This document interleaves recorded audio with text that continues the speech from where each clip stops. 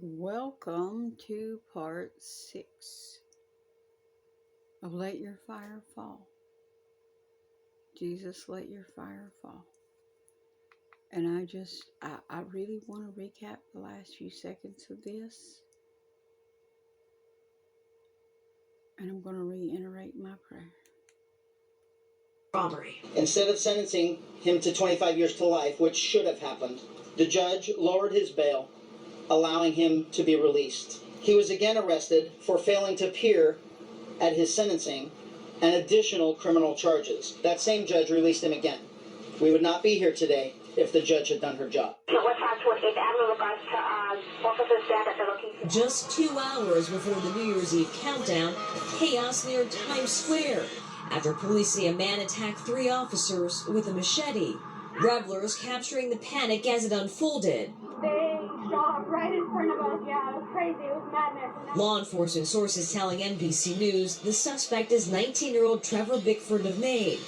Officials say he struck 2 officers in the head with this large knife before he was shot in the shoulder by one of them and taken into custody. All 3 officers have been released from the hospital. Law enforcement officials tell NBC News Bickford arrived in New York City by Amtrak on Thursday, adding he had a backpack that included personal writings, terrorist propaganda, a pocket knife, and $200 in cash. From his hospital bed this weekend, authorities say he made a pro-jihadi statement.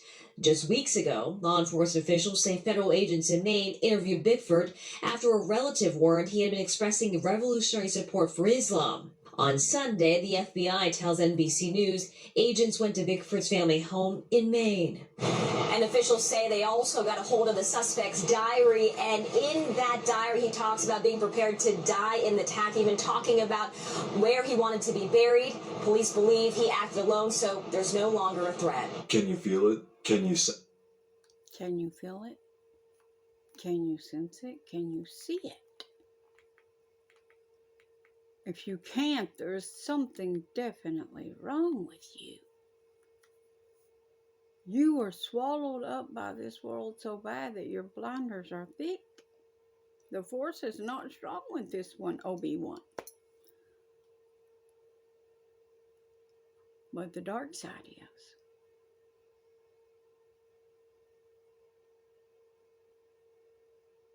So listen up, my little Padawan learners. And yes, I know many of you won't understand half of what I'm saying right now because I am making Star Wars references. It's a joke, but someone out there gets it. So listen up, my little Padawan learners. You need to get back to the light side and stay away from that dark side. Keep your candles, keep your lamp trimmed and burning.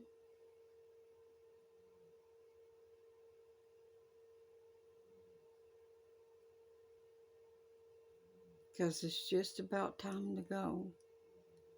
Now I'm going to break into this right here because we live in a society that is full of this right here. So I'm going to go ahead and let this part play. 5. Every characteristic listed after men would be lovers. You see that picture there? Men will be lovers of themselves. Yeah, check your own social media and see how many poses you got like that. How you're always, how you're always feeling the need, to put yourself forward, and put yourself out there, to have people to praise you.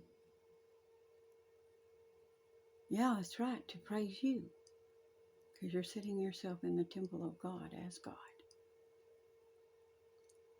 Wanting people to brag on you. You're not adorning yourself as holiness. And men are doing it just as bad as women. It ain't just the women. And you want to come into churches barely dressed these days. Barely covering your flesh. The less you can wear, the best you feel. There's something wrong with that. That is not modestly dressed. You are supposed to be covered. Not out here trying to provoke lust in people. That is not a holy vessel that wants to do things like that. That's not somebody with their mind on the Lord. That's somebody with their mind on looking good for everybody, because they want praise for themselves. They want people to look at them and say, oh, look how sexy they look. Or look how beautiful they are. Or look at their beautiful clothes. Look at how they are adorned. All fancy, fancy. Fancy burns in hell, same as anything else, I'll tell you that. It really does. Fancy burns in hell, same as anything else. It don't matter how pretty you are. That's vain pride. It really don't. It does not matter how pretty you are, or how pretty you think you are, or how pretty you want others to think you are. That doesn't equal holiness. That is not true holiness. True holiness is shamefacedness. Not coming with false faces, not coming to be deceptive, not coming to try to manipulate people. You want to manipulate people into believing that's what you really look like with all that makeup and Jezebel paint and stuff on you. That is not what you look like. God sees who you really are. And you thinking, well, why are we or these fake hair pieces? And no, I'm not picking on anybody that's sick that's got the wigs. I'm talking about these women that's got a full head of hair and they cut it off and then they go buy these wigs. Jesus still sees the truth. He know you can grow your hair. That ain't going to work. That ain't going to fool him. He's still going to say, well, where was your covering? Yeah, I know you put a fake one on, but where was the one I give you, ladies? And man, he's going to say to you, doth not nature teach that if a man hath long hair, it is a shame? Now, unless you took the Nazarene vow, you ain't got no reason, Samson, to be growing your hair. And if you took the Nazarene vow, you best not be drinking and touching the dead.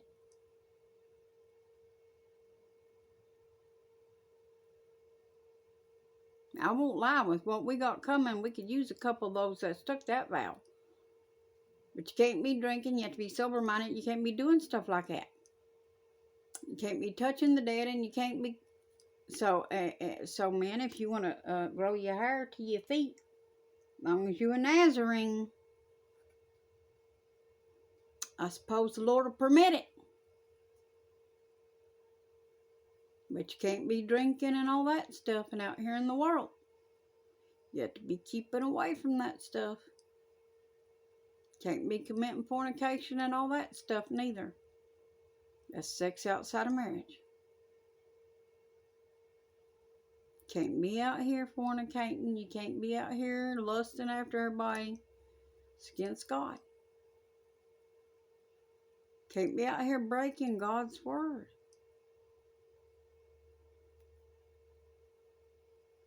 We done here. We done here. We're just going to finish out and fulfill the rest of this stuff that's got to play out here this coming year. And I'm not going to beat around the bush. Many won't make it through this year. It's best to be ready at all times. Because you never know when you might go down in the battle. Best be living it. Best be doing it. You best be keeping that word all the way through. Because you don't know when your number's going to be up. You don't know when your name's going to be called. And you're going to have to give account for everything that you've done and that you're doing right now.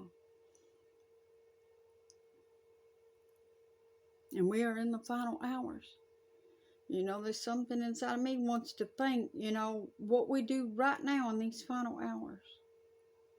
You know, it's like being in a construction zone. It's double fine. No, there ain't nowhere in the Bible where it says that. I'm just saying that's how I feel in my heart. Like if you're out here and you know it is wrong and you're doing it, it's a double fine. But you can't really get a double fine. Hell is hell.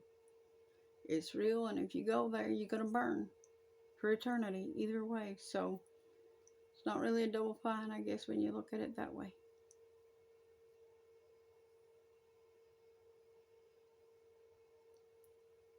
Hell is real. Hell is hot. And hell is about to open its borders.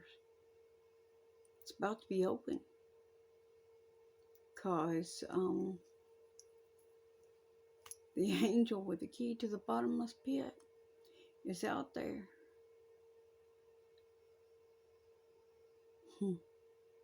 Very much so. Very much so. Be lovers of themselves. And I'm going to back this up for a second. I really want you to hear what he's saying here. Strong, haughty, lovers of pleasure rather than lovers of God, having a form of godliness but denying its power, and from such people turn away. One of the many signs that we are living in the last days is that men would be lovers of themselves, as we read in 2 Timothy 3:1-5. Every characteristic listed after men would be lovers of themselves illustrates what men do when they love themselves above God. When you jump down to It's not just that they'll be lovers of themselves. Let me add a little more to that. We know that in the last days, perilous times will come. We're seeing that. We also know that there will be many mockers and scoffers. Oh my Lord, the scoffing that I've took, the mockers, and how people will come and try to tell me I'm wrong every time I try to tell them about Jesus being God. Oh my Lord, it's like, just read the Word. Just read the Word. I'm giving you the scriptures. Just go read them for yourself. You don't have to believe anything that I say. No, you absolutely do not. But if you're rejecting what that Word of God says, it's not me that you're rejecting. It is the Lord Himself. Because John 1:1 says, in the beginning was the Word, and the Word was with God, and the Word was God. So it is Jesus Himself. When you come against His written Word, that's exactly who it is you are coming against. And that's a dangerous place to be. You know, Paul kept crucifying the Christians back in the day. He was Saul then, and he was killing the Christians, and he went through a terrible experience. And the Lord said to him, Saul, Saul, why doest thou torment me? And Saul couldn't understand, what I do to you. How am I hurting you? And when he had that Damascus Road experience, his eyes become open, and he learned who Jesus really was. And then Jesus healed his blindness. And Saul developed this love for the Lord and this desire to want to win souls for him. Why? Because he wanted to see them return. He had spent so much time taking them away that now he wanted to give them back to Jesus. He wanted to try to give Jesus more. And what a wonderful thing to want to do. To give some back to the Lord. And I've talked to you about this, that if the Lord is the Lord of you, you'll want to tell people about Him. You'll want to help Him get souls back. And I will see you in the next part with some more footage.